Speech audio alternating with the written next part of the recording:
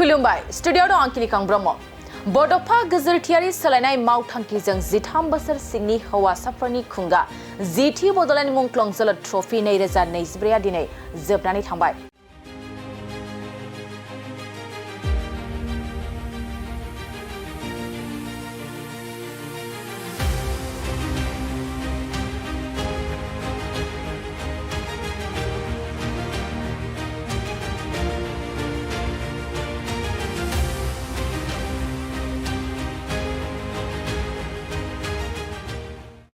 चिरां जिल्ला जिथि दख'र दुलाराय बर' फरायसा आफादा उन्दै उन्दै गथ'साफोरखौ गेलेनाय बिथिङाव राफोद खालामनाय आरो जौगालांहोनो थाखाय खाबु होनाय थांखि आरो नोजोरजों जोलुर बादायलायनाय हाबाफारि खुंदोंमोन। जेरै सिगां बोसोरफ्राव खुंबोनाय बादिनो देग्लायबो दख'रानि सिङाव थानाय मोनबा दालाइसा आफादफोरखौ लानानै 13 बोसोर बैसोनि सिंनि हौवासाफोरनि बड'फा गेजेरथियारि सोलायनाय मावथांखिजों खुंगा जिथि बड'लेण्ड मुंख्लं जोलुर ट्रफी 2024 बादायलायनायखौ रुनिखाता दालाइसा एबसुनि सिङाव थानाय आस्राबारि एमबि फरायसालिनि गेवलां गेलेग्रा फोथाराव 18 जुलाइ अक्ट'निफ्राय लानानै दिनै 22 जुलाइ 5 साननि हाबाफारि लानानै खुंनाय जादोंमोन।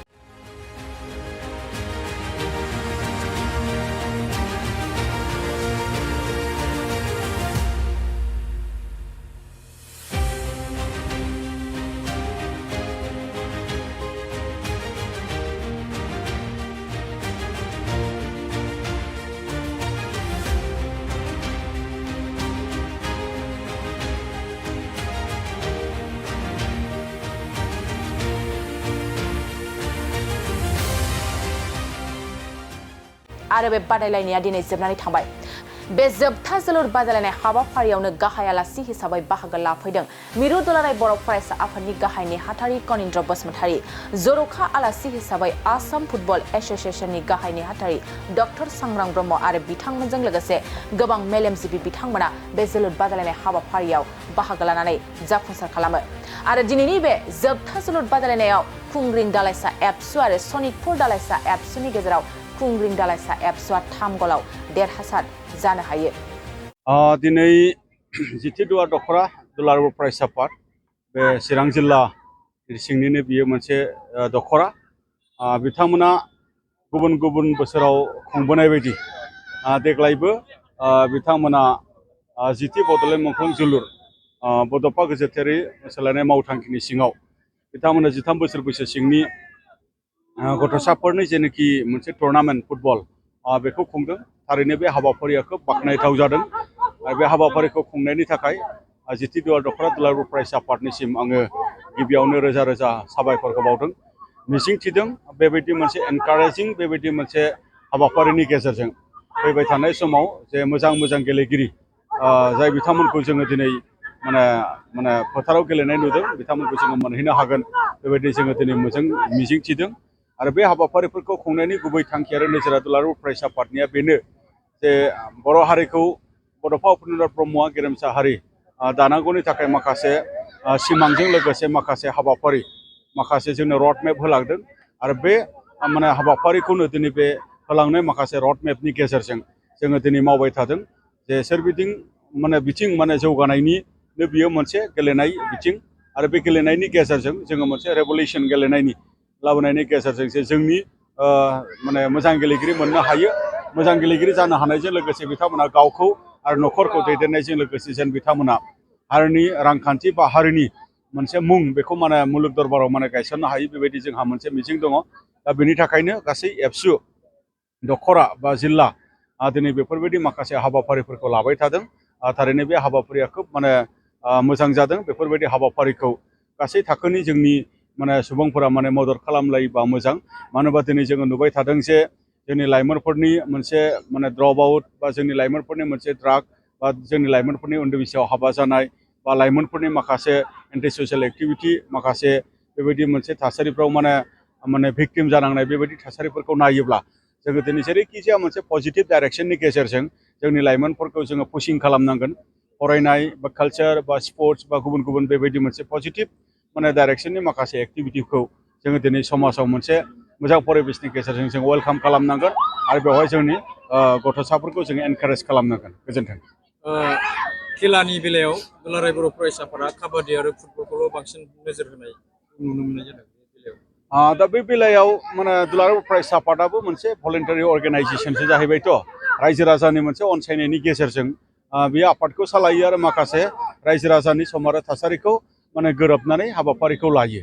दा जिखिनि वेल उइसार्स बिथांमोना जेखौ माने जेरैबायदि बोसोन होयो बा जेरैबायदि मदद होयो बेबायदि जोङो हाबाफारिफोरखौ लाबाय थादों दा बेवहाय गोबां हाबाफारि लानांगौनि थाखाय गोबां रिसर्सेसनि माने बेवहाय माने बाथ्रा थायो गोबां इस्युस बेबायदि थायो बेनि थाखाय जोङो गोसो दङब्लाबो गोसो जायोब्लाबो जोङो गासैबो प्रग्राम बा गासैबो एक्टिभिटिफोरखौ जोङो लानो हानाय जायाखै जोङो फुटबलखौ माने मुंख्लंफोरनि मुङाव जोङो लाबोबाय थादों भलिबलखौ सोमब्ला बसुमतारी जोला सोमब्ला बसुमतारीनि नामाव जोङो लाबोबाय थादों आरो बेबायदिनो काबादि हेलेना गायदे बिथांमोननि मुङाव जोङो लानाय जादों आरो देग्लाय माने जोङो हिन्जावसा गथ'फोरनि आन्डार 13 खुंनायनिबो जोङो दिनै थांखि लादों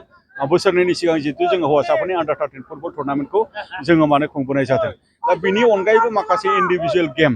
बै माखासे इन्डिभिजुवेल गेमखौ जोङो सिन्था खालामबाय थादों बेफोरखौ जोङो माने फैबाय थानाय समाव जोङो लानो हायो नामा ओरैनो जोंनि कनफारेन्सनि गेजेरजों जोङो बेखौ एसे थुलुंगानाय होनो बा बिनि मोनसे सिम्बलिक बा बिनि मोनसे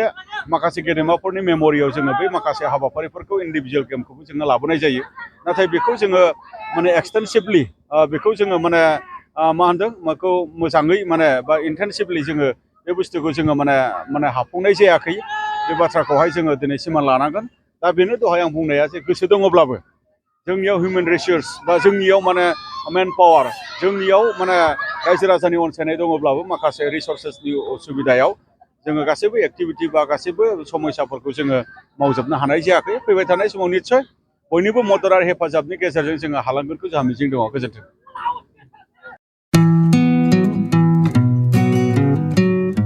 मोनसे फोसावथाय नोंथांमोननि थाखाय मोनसे गोजोनथाव खौरां लानानै फैदों